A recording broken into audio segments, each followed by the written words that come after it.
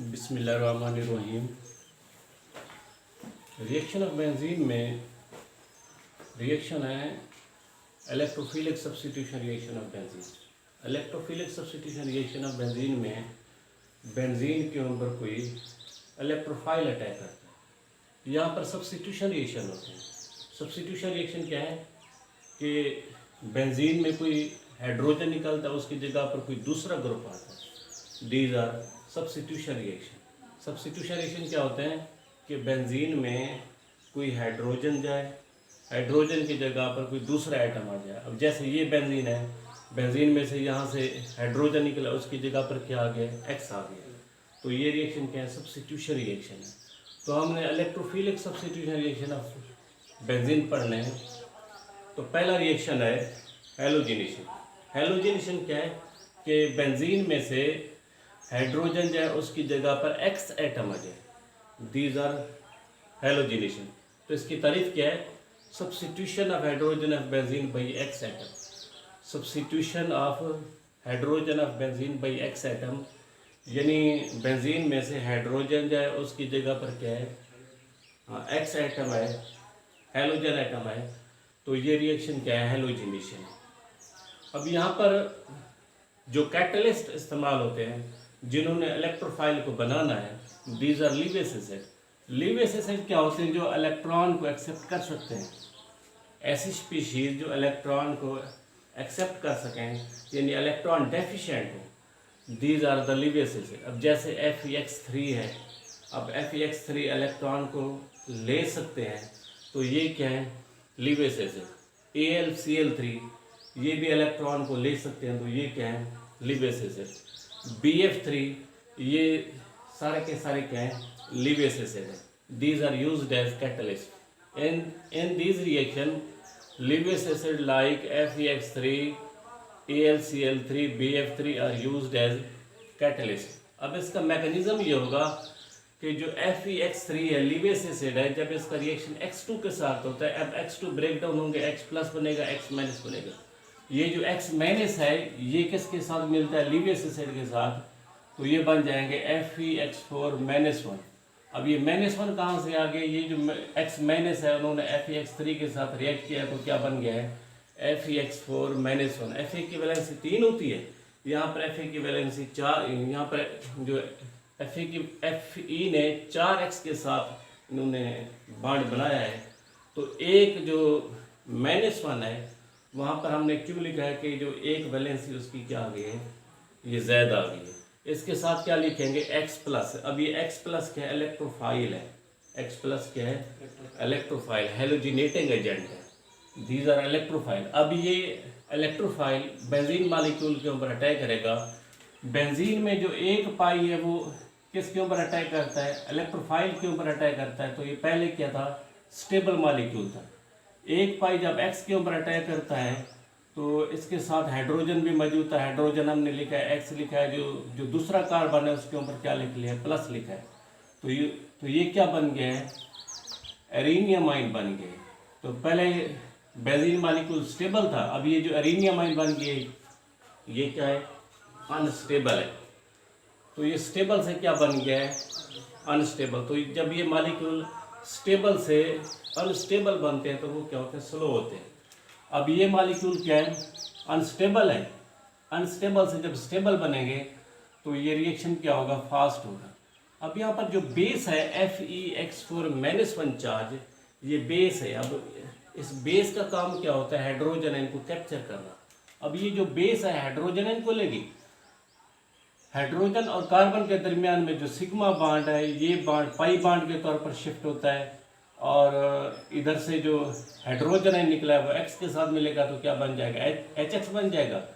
इधर जो sigma bond pi bond के अंदर शिफ्ट हुआ है, तो इनके अंदर एरोमेटिसिटी क्या हो गई, दोबारा बहाल हो गई। यानी ये मालिक्यूल क्या था, अनस्टेबल था, अब ये मालिक्यूल क्या हो गया, स्टेबल हो गया। हाइड्रोजन कार्बन के दरमियान में जो सिग्मा बॉन्ड था, वो सिग्मा बॉन्ड किस में शिफ्ट हुआ है, पाई के अंदर शिफ्ट हुआ है। इधर से जो हाइड्रोजन निकला है वो X के साथ मिला है, तो क्या बन गया, HX बन गया। तो इसकी क्या हुई है, सब्स्टिट्यूशन हुई है। यहाँ से हाइड्रोजन है निकला है, हाइड्रोजन इनकी जगह पर क्या आ गया है, X एटम आ गया। यानी जो सब्स्टिट्यूशन रिएक्शन होते हैं उसमें होता क्या है, हाइड्रोजन निकलते हैं, ये हाइड्रोजन निकलने के बाद उस वहाँ पर क्या आ जाते हैं, ये हेलोजन आइटम आ जाते हैं। तो दीज आर सब्स्टिट्यूशन रिएक्शन।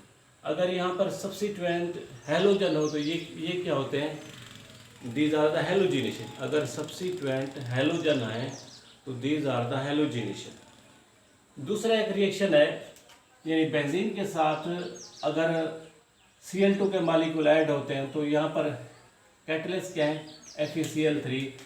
इधर से हाइड्रोजन निकलेगा, हाइड्रोजन की जगह पर क्या आएगा, Cl आएगा, तो ये साथ क्या बन गया, HCl। अब इधर से जो हाइड्रोजन निकलेगा वो जो दूसरा Cl है उसके साथ मिलेगा तो ये क्या बन जाएगा, HCl बन जाएगा। यानी हाइड्रोजन निकला है तो उसकी जगह पर Cl आ गया, तो दीज आर सब्स्टिट्यूशन। अब अगर इसकी हेलोजन की जगह पर क्लोरीन मालिक्यूल आ जाए तो दीज आर द क्लोरीनेशन। अब ये प्रोसेस क्या है, क्लोरीनेशन है। अगर Cl2 की बजाय ये Br2 के मालिक्यूल आ जाए, दीज आर द ब्रोमिनेशन। लेकिन ये जो F2 के मालिक्यूल होते हैं उनके रेट ज़्यादा होते हैं, इस वजह से F2 के मालिक्यूल इस्तेमाल नहीं होते। I2 के मालिक्यूल भी इस्तेमाल नहीं होते। F2 के मालिक्यूल इस वजह से इस्तेमाल नहीं होते कि इनका रेट फास्ट होता है, और I2 के मालिक्यूल इस वजह से इस्तेमाल नहीं होते कि इनका रेट बहुत स्लो होता है। These are the reversible reaction. इस वजह से F2 और I2 यहाँ पर क्या है, इस्तेमाल नहीं होते।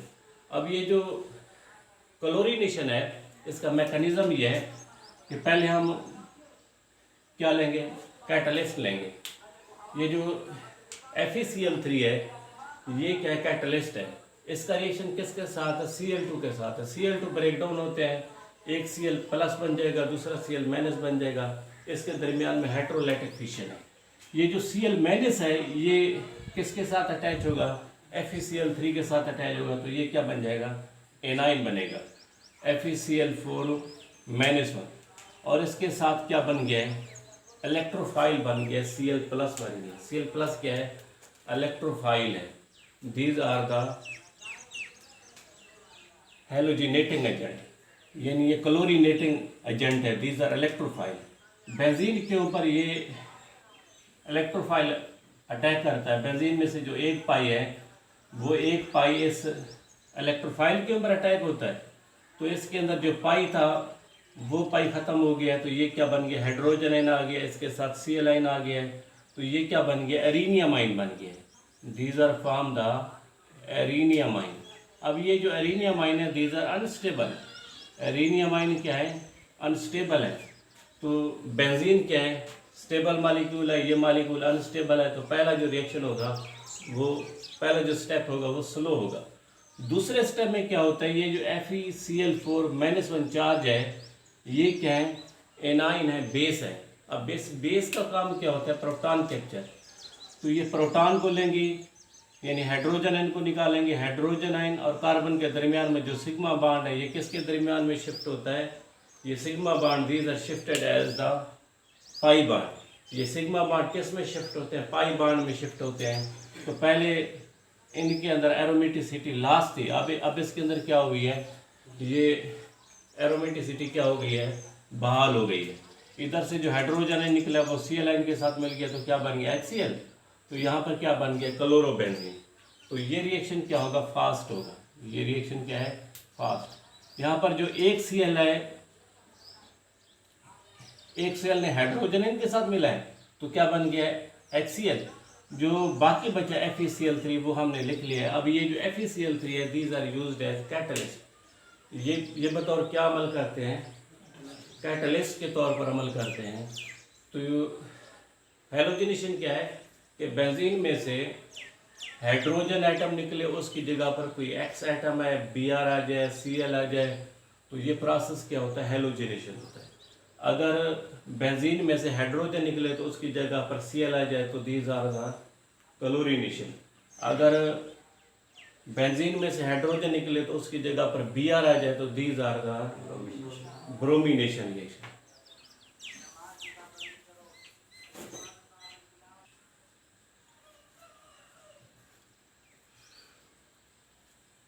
हेलोजिनेशन में अगर बेंजीन के ऊपर कोई ग्रुप आ जाए, अब जैसे बेंजीन के ऊपर CH3 आ गया, अब बेंजीन के ऊपर जो CH3 हम उसको लिख सकते हैं CH2H भी लिख सकते हैं। अब इसके दरमियान में homolytic fission है, these reaction are occur as free radical reaction. These are in the presence of sunlight. HNu mean sunlight है. अब बेंजीन के ऊपर जो CH3 है हम उसको लिख सकते हैं CH2H भी लिख सकते हैं. अब CH2 और H के दरमियान में जो सिग्मा बॉन्ड है इसकी होमोलाइटिक फिशन होगी तो ये क्या बन जाएगा, बेंजाइल फ्री रेडिकल, और इसके साथ क्या बनेगा, हाइड्रोजन फ्री रेडिकल बनेगा. क्लोरीन मॉलिक्यूल की होमोलाइटिक फिशन होगी तो ये क्या बन जाएंगे, क्लोरीन के फ्री रेडिकल बनेंगे. तो एक तरफ क्या है, बेंजाइल फ्री रेडिकल है, ये Cl फ्री रेडिकल के साथ मिलेगा तो क्या बन जाएगा, बेंजीन के ऊपर CH2 है, CH2 के साथ यानी एक इलेक्ट्रॉन इसका और एक इलेक्ट्रॉन किसका, Cl का है, तो ये क्या बने हैं, CH2Cl बने हैं, तो इसका नेम क्या होगा, बेंजाइल क्लोराइड होगा. इधर से जो हाइड्रोजन फ्री रेडिकल है वो Cl फ्री रेडिकल के साथ मिलेगा तो क्या बन जाएगा, HCl बनेगा. तो बेंजाइल क्लोराइड में 2 हाइड्रोजन अब भी बाकी हैं, हम इसको ऐसे लिख सकते हैं, यानी H single bond CH Cl. अब हाइड्रोजन और CH के दरमियान में जो सिग्मा बॉन्ड है इसकी होमोलाइटिक फिशन होगी तो ये क्या बन जाएंगे, बेंजीन के ऊपर CHCl, तो ये क्या है, बेंजल फ्री रेडिकल, और इसके साथ क्या बनेंगे, hydrogen free radical. Cl2 molecule की होमोलाइटिक फिशन होगी तो ये Cl फ्री रेडिकल बनेंगे, यानी एक Cl फ्री रेडिकल इसके साथ मिलेगा तो ये क्या बन जाएंगे, बेंजीन के ऊपर CH है और एक क्लोरीन पहले था, दूसरा क्लोरीन इसके साथ अटैच होगा तो ये क्या बनेंगे, CHCl2 बनेंगे. These are benzal chloride. और साथ क्या बनेंगे, ये जो हाइड्रोजन है, हाइड्रोजन Cl के साथ मिलेगा तो क्या बन जाएगा, HCl बनेगा. ये जो बेंजल क्लोराइड है इसके अंदर एक हाइड्रोजन अब भी मौजूद है, तो हाइड्रोजन और कार्बन के दरमियान में जो सिग्मा बॉन्ड है इसकी होमोलाइटिक फिशन होती है, एक हाइड्रोजन फ्री रेडिकल पैदा होता है और साथ ये पैदा होंगे CCl2. बेंजीन के ऊपर क्या आ गया है, CCl2 फ्री रेडिकल पैदा हो गया.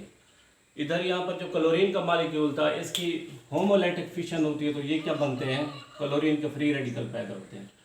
तो एक फ्री रेडिकल इसके साथ मिलता है तो ये क्या बनते हैं,